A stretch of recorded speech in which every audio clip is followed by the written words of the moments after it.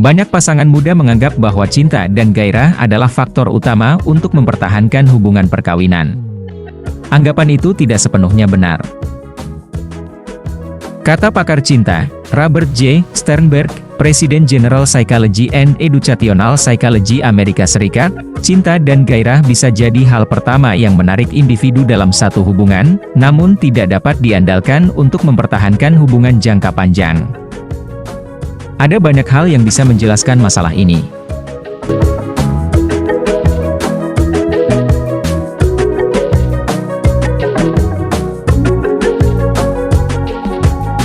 Saat cinta datang, menjadi pengalaman yang indah dan membahagiakan, apabila bertemu dan bersama dengan orang yang dicintai. Bagaimana hal itu bisa terjadi? Ketika jatuh cinta, otak merespon dengan mengeluarkan hormon dopamin.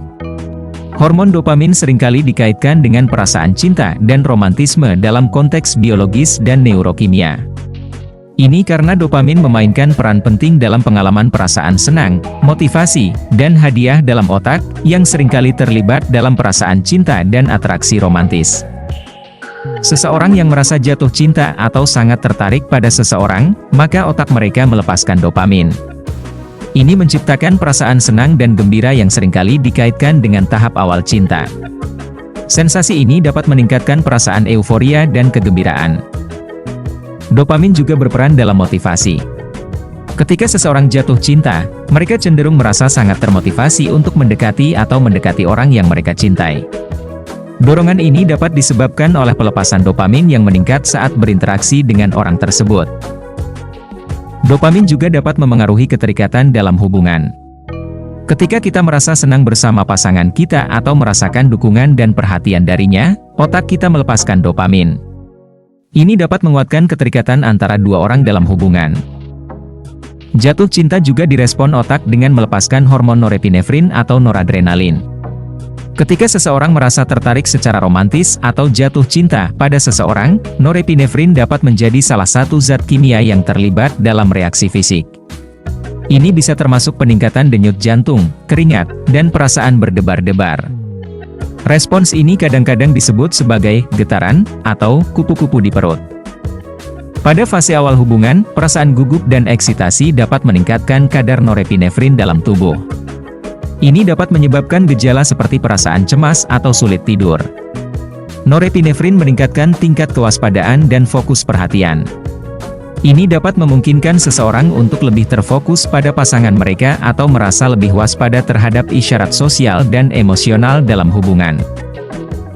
Gabungan hormon dopamin dan norepinefrin bersifat adiktif atau menyebabkan orang kecanduan yang menyebabkan keinginan untuk bertemu yang semakin hari semakin intens dan membuat seseorang merasa sangat terhubung dengan orang yang dicintainya.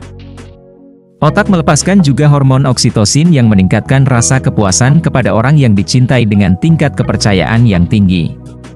Bersamaan dengan itu, hormon feniletilamin menyebar ke otak dan memacu euforia atau kegembiraan yang luar biasa. Gabungan semua hormon ini menyebabkan daya kritis orang yang jatuh cinta benar-benar lumpuh. Namun apakah kondisi ini bertahan lama? Ternyata tidak. Apabila pasangan yang jatuh cinta mencapai puncak hubungan, yaitu hidup bersama-sama, maka efek ini bertahan hanya 8 bulan atau paling lama 1 tahun 2 bulan, kemudian otak akan berangsur-angsur normal kembali. Artinya, keindahan cinta mulai pudar.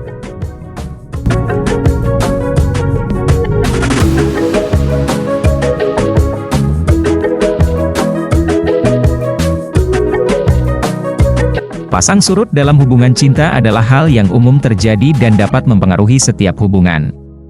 Hal ini bisa disebabkan oleh berbagai faktor, seperti perubahan dalam kehidupan individu, perbedaan pendapat, komunikasi yang buruk, atau faktor eksternal seperti tekanan dari pekerjaan atau keluarga. Setelah beberapa waktu, pasangan mungkin mengalami kebosanan atau merasa terjebak dalam rutinitas. Ini bisa membuat perasaan cinta mengalami penurunan. Konflik dalam hubungan atau masalah tertentu dapat membuat perasaan cinta mengalami pasang surut. Orang juga dapat mengalami perubahan dalam pandangan dan perasaan mereka seiring berjalannya waktu. Ini bisa memengaruhi perasaan cinta dalam hubungan. Perubahan seperti pertumbuhan pribadi, perubahan nilai-nilai, atau pengalaman traumatis dapat mempengaruhi cara seseorang merasakan cinta. Meskipun cinta bisa mengalami pasang surut, dalam beberapa kasus, cinta bisa hilang sama sekali. Kehilangan cinta bisa disebabkan oleh berbagai faktor seperti pengkhianatan, ketidakcocokan yang mendalam, atau perasaan takut dan merasa terlalu terluka.